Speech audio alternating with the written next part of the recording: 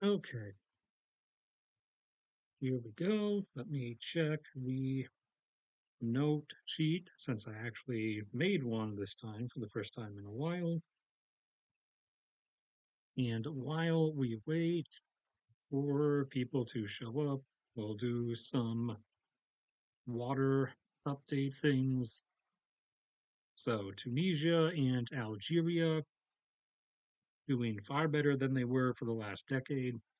So Tunisia had repeatedly gone down under 20% total national water supply across all reservoirs and rivers. Would occasionally climb back up to 30, back down under 20, back up to 30, back down under 20. However, over the past 2 years, they've gotten all the way back up to a collective national total of over 60% water supply. Algeria, similarly, was down at similar levels and has, over the last 2 years as well, climbed back up to 72% total water supply. And down in South Africa, the usual problem child, and of the different major cities in the problem child country, the problem child major city was usually Cape Town, was constantly getting close to 0% a few years ago. Got major flooding, which we filled the reservoirs up to 100, and declined a bit since then, but for the last 2 years has been, thankfully now, staying pretty steadily right around 70%. So no immediate return of the prior severe water scenario issues that were plaguing Cape Town quite some time ago. Up in Europe, don't remember its exact path. Comes out of the mountains, goes like this or something, I think. Then, yeah, down here or something like that. The Danube River is still pretty bad. Eastern Europe is the one that's still pretty bad water-wise. Closer up to the mountains where the snow melt is and where the river is more shallow, it's still at about like 50% normal level. As you start getting further down, though, where it normally is supposed to be fed into by other rivers that are now in drought, by the time you get into, or sorry, in the upper sections, actually, it's around 70%. Once you get down to around Hungary, Magyarország, it's down to around 50. And by the time you get down into Romania, it's down to around 30% of its normal river level height. And you were seeing similarly bad situations in rivers around Europe or throughout Western Europe. However, these ones are now going back upwards. They're now recovering as Western Europe over the past week has started getting decent, better patches of rain. Go all the way down here. Uh, oh, and some portions of Central Europe. So the that one's the Elbe, I think. That one should start doing better soon. But yeah, we got better portions of rain over Western Europe over the last week, especially in France in particular. And southern France, the portion that was like the worst hit near Bordeaux and the river that runs out through Bordeaux was getting actually some pretty heavy downpours. And oh, yeah, even Spain got some. But then a few days before those ones, had some rainfall in the southwestern region around the Colorado River Basin. That's not going to do much, but it's still something. There's some decent stuff over the Midwest. Okay, I deleted the earlier Europe rain ones. I apologize for that. But there were around earlier this past week, there were also more rains over France. So, excuse me, but it's broken. Let's fix it again. There we go. So primarily at the moment, it looks like it's going to be France, Spain, Germany, Belgium, Netherlands, and like Western Czech Republic and Polska, who are now off and on receiving rain, whereas Eastern Europe over here and Italy are the ones that are still not getting that much. Hopefully that will change.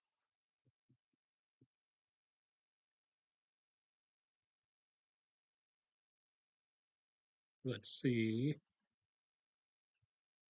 Okay, so not much really changed down here.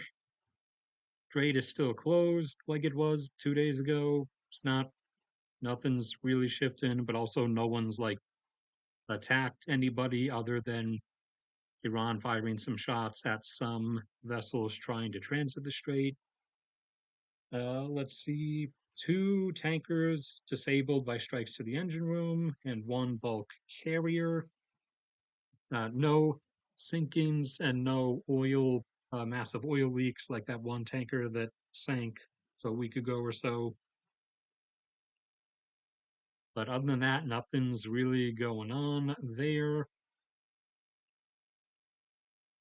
We got some grandstanding going on that's probably going to amount to nothing because everybody's proven that you can just say whatever and people will believe you, or you can say like the opposite end of whatever. You can say evil whatever, and no one will do anything about you. So Turkey and Egypt, Masa or Mizun, have joined in a supposed pledge to, in very vague, we can get out of this, we can back out of this later by the fact that we were vague. In very vague terms, joined a little two-nation pledge alliance saying that they're going to do more about or to help Gaza, whatever they mean by that. What they mean by that is they're not going to do anything.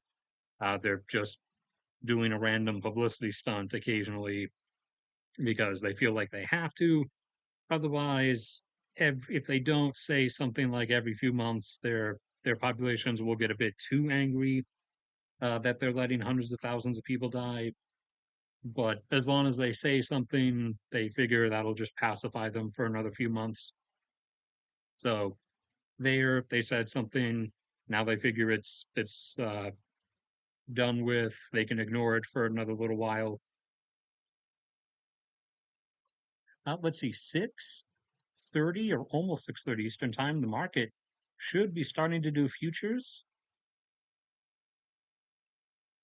I mean, oil. Yep, they're moving. Oil already didn't really care about the current situation, and also some of the reasoning given for why it stayed a bit down was Russia's claims about how their production was increasing despite all the damage to all their oil and gas infrastructure, like pipelines and pumping stations included, and the fact that they can't ship anything out of the port of Novorossiysk anymore, and their capacity at the St. Petersburg Ust-Luga port is limited.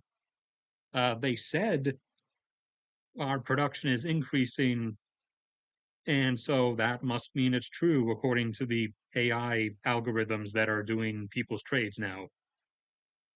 Yep, it is budging or it is active, but it's not moving. It's just going to hang out at $82 a barrel. So no one's doing anything. Nobody cares about anything. Nothing is real. Nothing ever happens. Meanwhile, up here, the big one got hit in the Moscow Oblast region.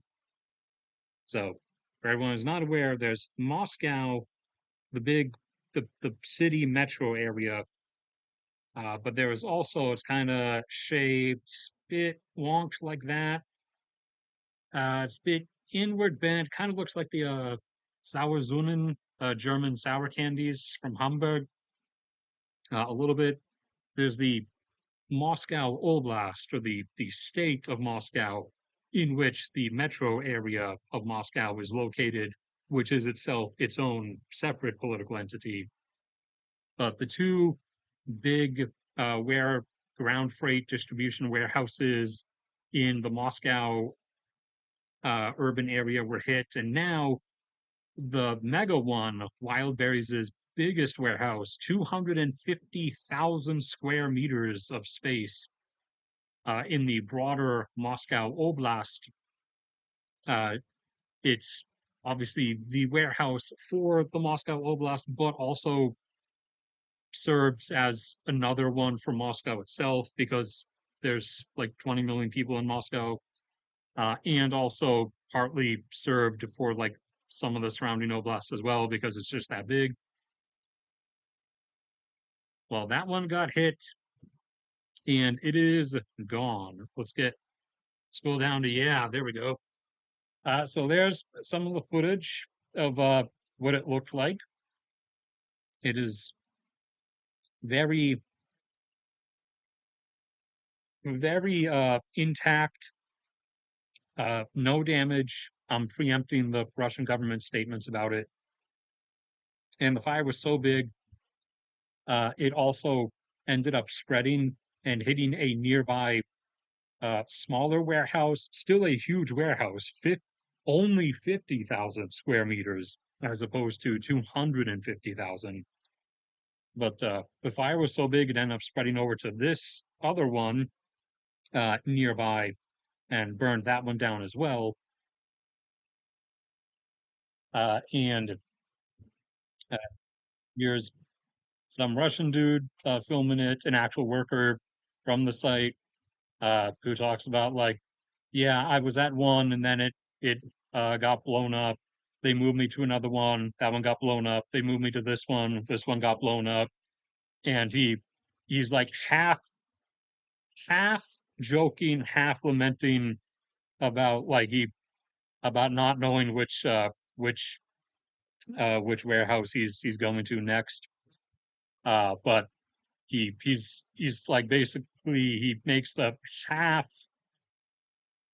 half joke, half realism about like, I give it 2 weeks at the next one before that one goes to, and then I'll go do 2 weeks at whatever other one is still left after that.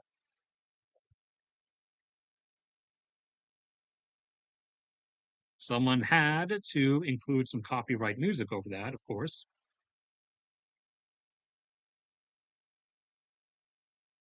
But there's some actual footage, some nice volcanic pyroclastic cloud, different angle where you can see some of the actual fires going. But if it's going like that in some portions, then there was some stuff in that section of the warehouse, at least not the whole warehouse, but that particular section, this side of it had, we'll say, some stuff in it because most of the others had normal things and vaguely had visible flames, but it was mostly just cloud. This one had good billowing flames, visible even through and underneath the billowing clouds on top of them. So there were some things in quotation marks in that particular section of the warehouse. Cruise missiles struck a plant in Samara where Russia manufactures portions of their rocket components and satellite components.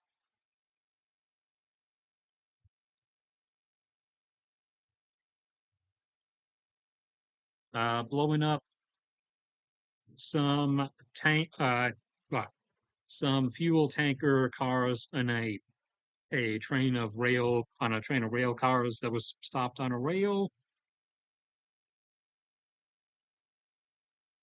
We still haven't gotten any confirmation about specific results of this, but there were some strikes as well at an airfield on in Nizhny, way out there.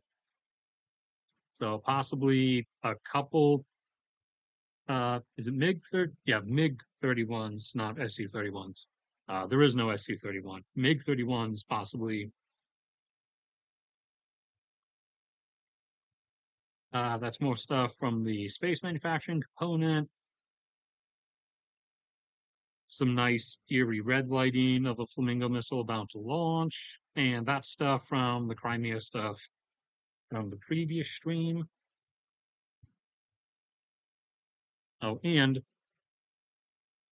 so apart from their own Beaver drones, it's now been revealed Ukraine has secretly been using some UK medium distance strike drones that you now can tell were designed by at least millennials, at least people in my rough age bracket, because they're called Nyan, after the Nyan cat meme, which anybody's not familiar, if you're too young or too old to know about that, it's the rainbow Pop Tart cat that's like cruising through space, and that led to the space unicorns song in the 2010s cartoon Star vs. the Force of Evil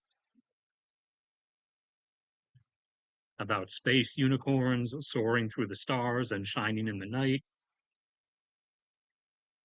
So this clearly and totally uh, designed by designed and named by people under the age of 45.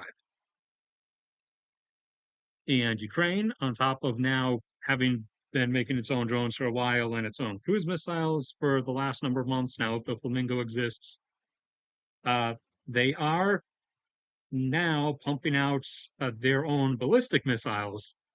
So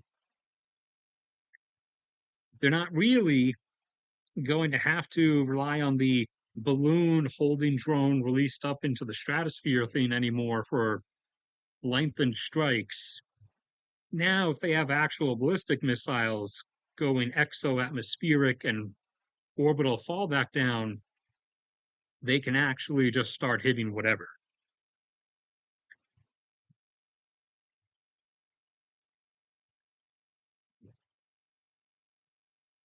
Okay, I think, yeah, that was most of the Russia stuff.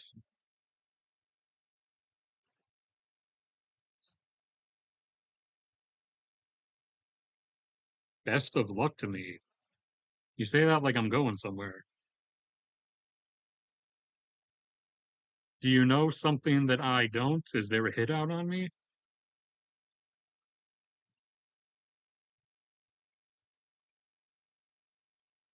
And the other big thing, Trump proclaimed his love and absolute devotion to North Korea, talking about how peaceful and respectful North Korea is, and how the U.S. is no longer going to be doing joint military stuff with South Korea because it's wrong to provoke such a peaceful country as North Korea, because Kim is a wonderful and respectful person, Trump's own words.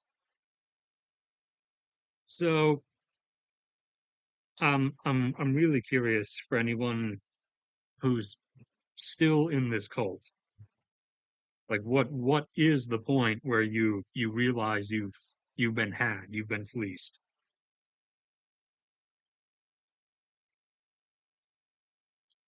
It's just a deluded, like angry man-child, senile narcissist who knows he's going to die soon and is trying to take down as many things with him as he goes because he's spiteful and bitter towards everyone. You included, people who voted for and support him, he also actually hates you as well because he resents the fact that he had to rely on you and the fact that you quote unquote failed him in 2020 or whatever.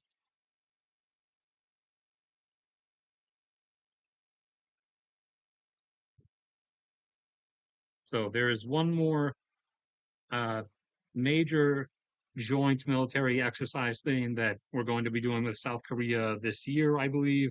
And after that, there's going to be nothing, apparently, at least for the remainder of Trump's term. After that, hopefully, we're going to, whoever comes in office is going to want to try to restore some things globally with everybody, but we'll have to wait and see. We are still doing this one, the one that I don't know, I think it's supposed to be in October, but I'm not positive. So that one's still happening, but after that, apparently, we're not doing anything because Trump loves Kim so much. He wishes he was Kim Jong Un is the actual reason why he likes him so much. And that's pretty much everything for the really short weekend collection of stuff.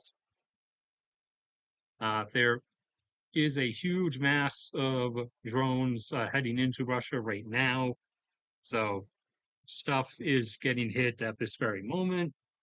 Wouldn't be able to find out what it was or what the extent of any damage was for another few hours at least. So it's not something that's really part of the stream because it can't be yet, at least.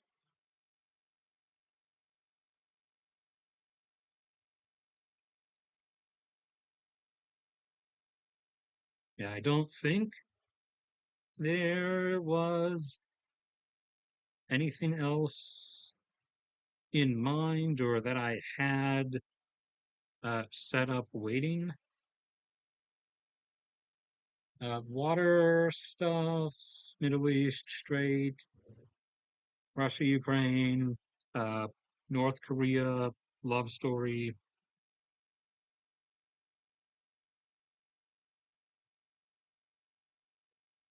Yeah, I didn't write anything else down at least, and I don't think I'm forgetting anything this time.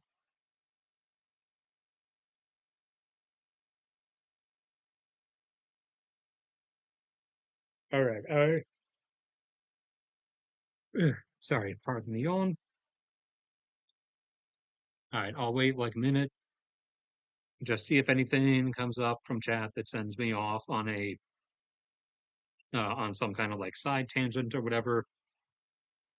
Otherwise, that'll probably end the stream. No, Josh is alive. He's just he's a bit preoccupied gaming as he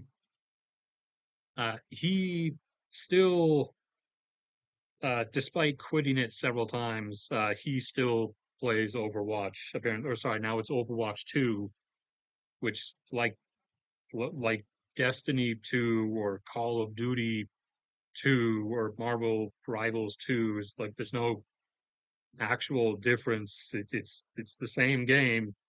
You just made another one because you wanted to charge people another $80.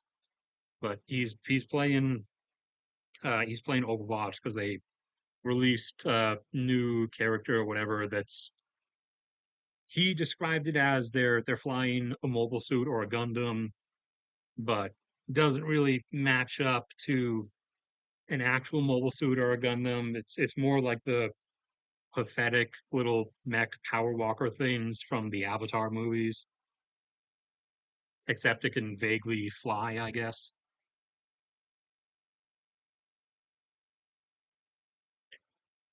But I'm going to get back to overhauling and revising the screenplay of what would be episode two. So I'm about halfway through with doing it, but I also have to add some stuff to it.